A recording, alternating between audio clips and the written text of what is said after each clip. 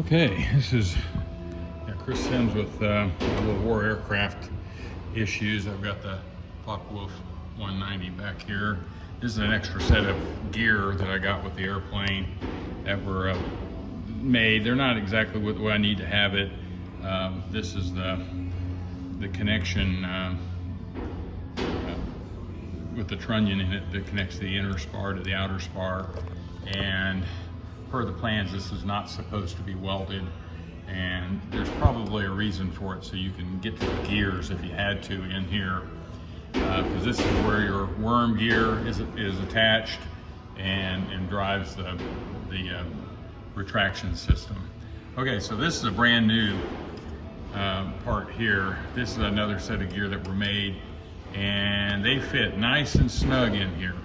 Just to let you know, there is no real play on it at all. I mean, there might be just a very tiny amount, but it's effectively snug. With a little bit of oil, it operates nice and smooth, and the retraction would operate it like just right here, and it would just come up into the wheel well, and that would be it.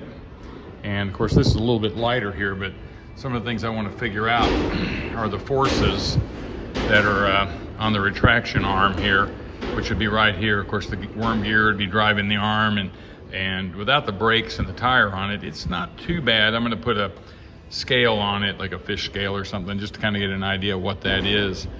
But one of the big problems on these wars, as I can tell by the design, I mean, they weren't designed maybe to fly 2,000 hours or anything like that, but this area right here is really narrow. And what happens is, you can see the force from the center line of the strut coming up here upon landing. That's going to put a huge moment on that thing, and a torque into this trunnion. And when it does that, it's sort of, here's what I believe is happening, it sort of ends up reaming out, this side of the gear trunnion and the top part of this side of the trunnion. And over time, it does take off many thousandths in there, and you start to get play. Part of the problem is it's so far out with really no support, and trying to figure out how War Aircraft could fix that. I've got some drawings that are going to try to continue with this part here for connecting the inner spar to the outer spar, but it needs to have, I don't know that we need to have this thick of a material for the rotation point on it where it goes through the trunnion. I think they could probably make that smaller. And if they did that, and we also need to make it longer, because we've got to do something about this torquing inside this trunnion.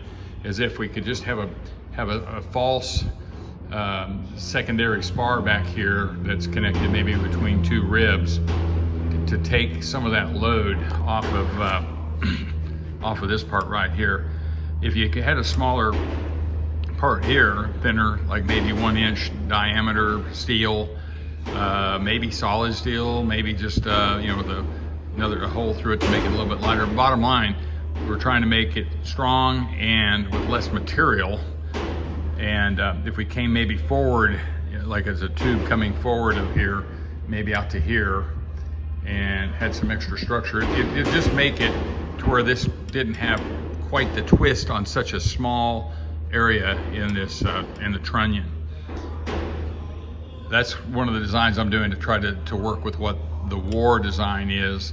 And of course, that would require some changes in the struts here. We have always had some problems with our Oleo struts on a War, and I think those things can be fixed. I've talked to some other War owners, and we've been talking about it on here, but the struts need a little bit of work up inside to make them not leak.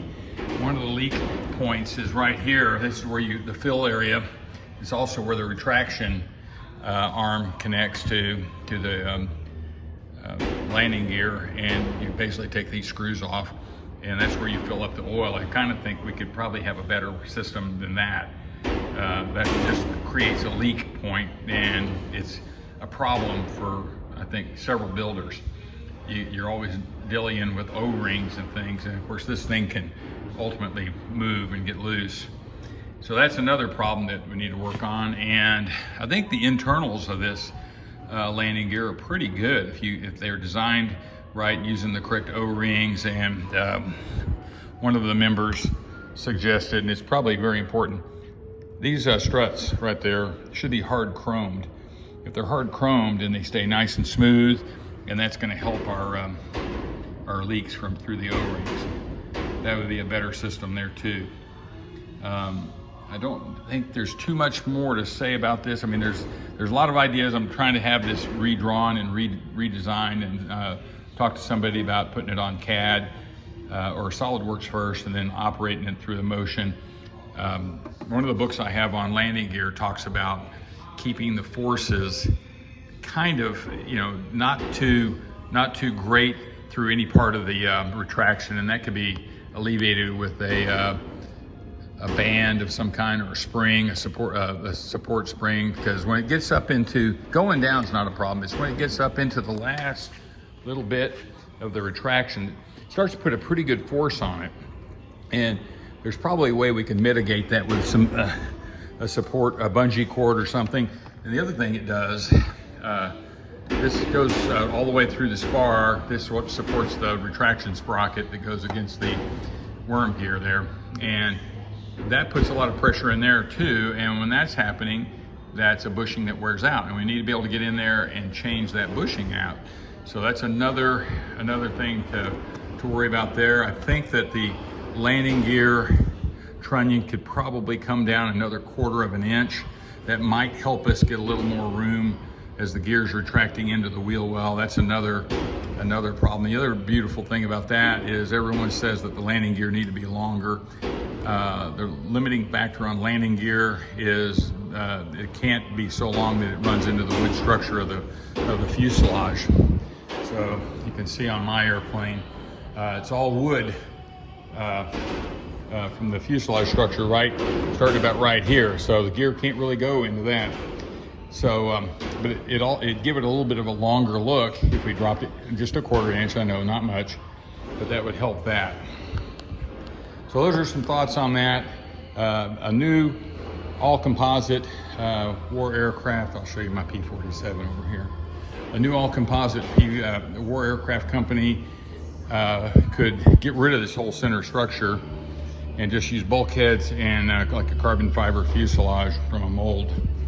And then you could get a little bit longer landing gear, probably another 2 inches or so. That would give the airplanes much more of a look like they would have been in World War II. And the gear could retract a little bit into the fuselage. As you can see, that here's the wood structure. And of course, that would run you into, that's the wood substructure, or the wood fuselage structure right in there. And you can't really penetrate that with the landing gear on this type. But I think we could work it out with proper design to maybe have a better landing gear leg with a strut that will work with the oleo system and retract better with a little bit of support. May use still need to be using this worm gear system. There's other systems out there that we could use, a linear screw on each side that could work and do the same kind of a thing. Just kind of looking at it, lots of ideas. Enjoy.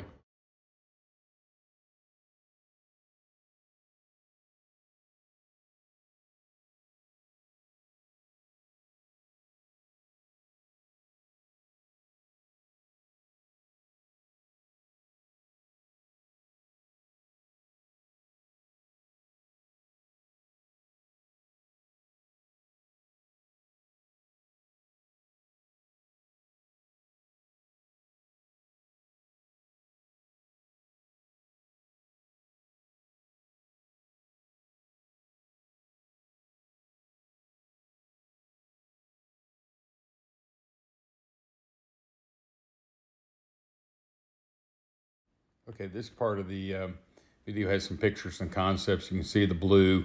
That's an extension of the trunnion going out there to make it, instead of 2.5 inches, makes it about 4 inches. Could go out both sides, and these are just drawings that are not very good. I tried to put them in there. Hopefully you can see a concept of that. But I've been working on the gear, the strut wall thicknesses, other things to make it make the gear function better, getting things aligned. But I'm just doing it with pencil and compass and protractors, and trying to estimate things. That's a picture. Just saw a picture of the actual plans for the retract mechanism, and then some other videos, or actually other pictures that I put in there for my concept drawings.